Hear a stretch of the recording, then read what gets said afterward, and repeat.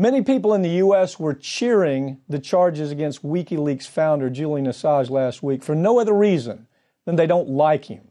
But the charges against him could absolutely destroy journalism in the United States and around the world, which is a point that people cheering his arrest don't seem to understand. The people at MSNBC, for example, think it's great that Assange has been arrested, likely because that network abandoned real journalism years ago and they've never found their way back.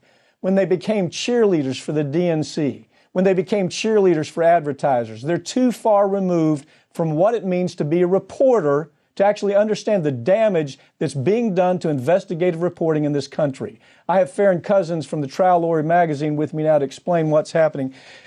I tell you, anybody in the journalism business reading this story has got to understand how serious this is. Conspiracy to commit journalism. That was the best. Those aren't my words, but I heard that, and that's what it's. Conspiracy to commit journalism.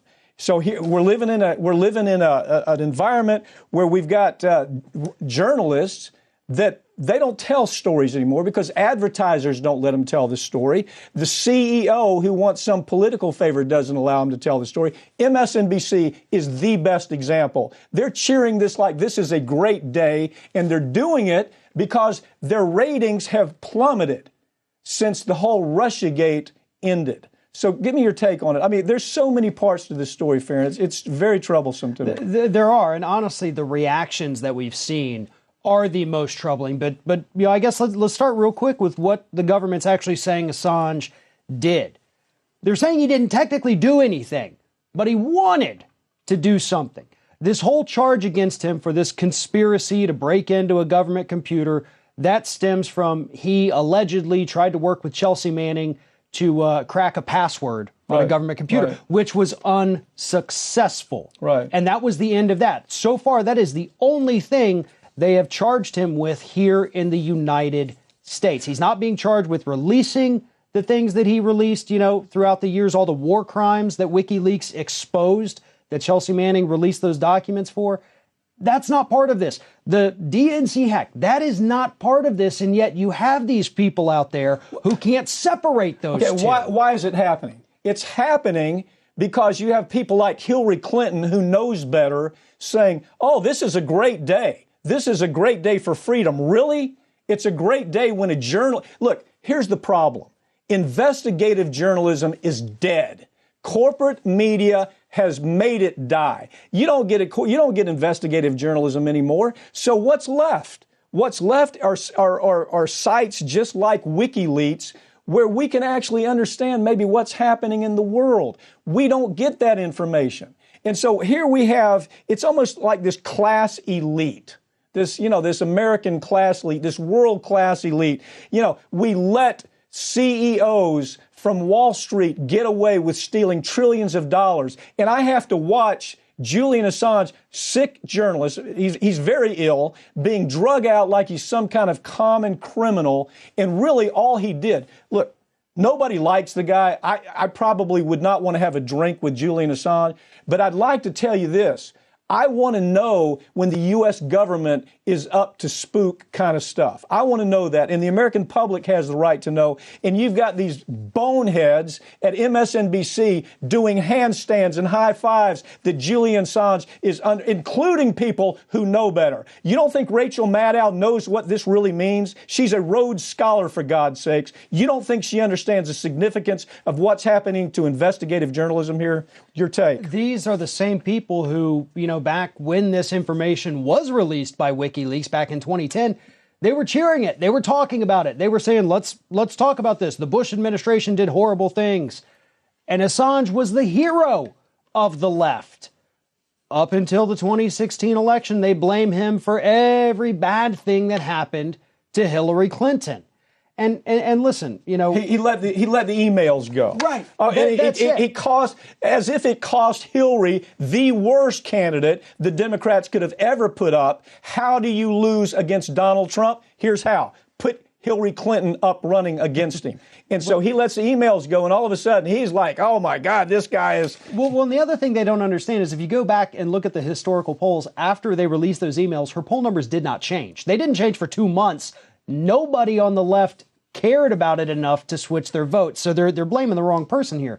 But now we've got Chuck Schumer, who says he hopes Assange will soon be held accountable for his meddling in our elections on behalf of Putin and the Russian government. Has nothing to do with Russia. Has nothing to do with anything other than the fact they targeted him because he told some really ugly stories about what was going on in Afghanistan with spending. What were taxpayers blowing in Afghanistan? How did we lose $12 billion in cash in Iraq and nobody can ever explain where it went? Those are the kind of stories he was telling. Well, and the video that they released showing U.S. soldiers mowing down civilians in the streets of Afghanistan, innocent, unarmed civilians walking down the street, U.S. soldiers slaughtering them. Yeah. Those are war crimes. Okay, so here's the equivalent. Daniel Ellsberg on bombing Cambodia. We would have never known about it but for Daniel Ellsberg getting that information to journalists. Good investigative journalists then told the story. It was the undoing of that little twit, Henry Kissinger. We found out what a psycho Henry Kissinger was after that. Or how about the murder of Allende, where we murder Allende and Pinochet takes over? You know how that story came out? Again, it was Kissinger. It was the story about Kissinger actually lining up the murder of Allende so we could put him in Pinochet. He murdered people by the thousands. And we didn't know about that story until somebody leaked it and an investigative journalist told the story. Or how about the story of the Panama Papers? Remember the Panama Papers? Panama Papers, thousands of documents that showed that the biggest organizations in America, biggest corporations in America, biggest banks in America were actually storing money offshore. $600, $700 billion stored offshore, and we finally get to take a look at it because an investigative journalist was given that money. Now, let me backtrack. You know who these investigative journalists were? They weren't corporate journalists. They were people who would probably be considered the fringe.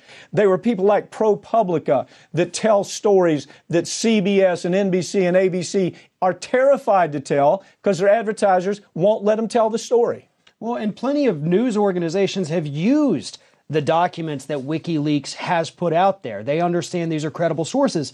And when you point out, the investigative journalists back then, and that's part of the conversation, or false conversation, I should say, that some of these people cheering on this arrest are now having. They're saying, well, Julian Assange isn't a journalist, so therefore journalistic protections should not apply to him. But that's the thing, is journalistic protections actually apply to every single person in the United States, whether you call yourself a journalist or not. Yeah. Like Chris Hayes is a real journalist. Right. Like Rachel Maddow or Joy Reid are real journalists. All they do is report stories. These are journalists who get the information that they report. Right. And they think this is a big victory because we're going to prosecute him. What we're going to do is we're going to make it worse in America for stories being told about our government when our government breaks the law, when our government engages in conduct that we all find deplorable. They're not going to be able to tell these stories anymore. And these boneheads that are cheering about it, progressives. Now think about that. The same progressives who were cheering the fact that Julian Assange had let this information go just 5 years ago, right? They were, oh, poor Julian Assange, he's being locked up.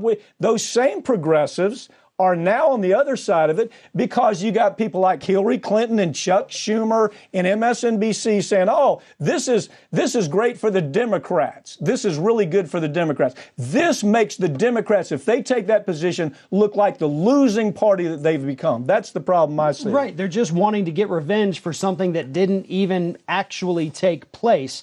But here's the other thing. Look, Obama knew that Assange and WikiLeaks got these documents, and they had considered it, but they realized they had enough sense that if we move forward with any kind of charges or prosecution, this is going to have a chilling effect on journalism in the United States. It's the New York Times problem, they called it. Obama did the right thing. Right. Obama said, this is not something that we want to chill. This is good that there's people telling stories about bad things that government. Obama had the sense to do it, and then the redhead orange orangutan comes in office, and all of a sudden Julian Assange is the enemy, and then you've got the real boneheads in MSNBC who are cheering it because, oh, this is great. This is a great day for democracy. Really? This is one of the worst things that could happen for the First Amendment here in the United States. Because if they want to try to argue that, okay, Assange is not a journalist and therefore is not protected with what he did, then it's going to extend further. It's going to extend to, okay, well, this blogger is not a journalist. Let's shut them down. We aren't journalists because we're saying something that they don't want to hear. Right. You know, on a network that they don't want to see, or on our YouTube channel they don't want to see, or a website they don't like. This is going to go everywhere. By the way, they're taking away foreign credentials left and right because we're saying things they don't want to hear. Thanks for joining me. This is a story we're going to pick up probably next week because it is deplorable what's happening to this man.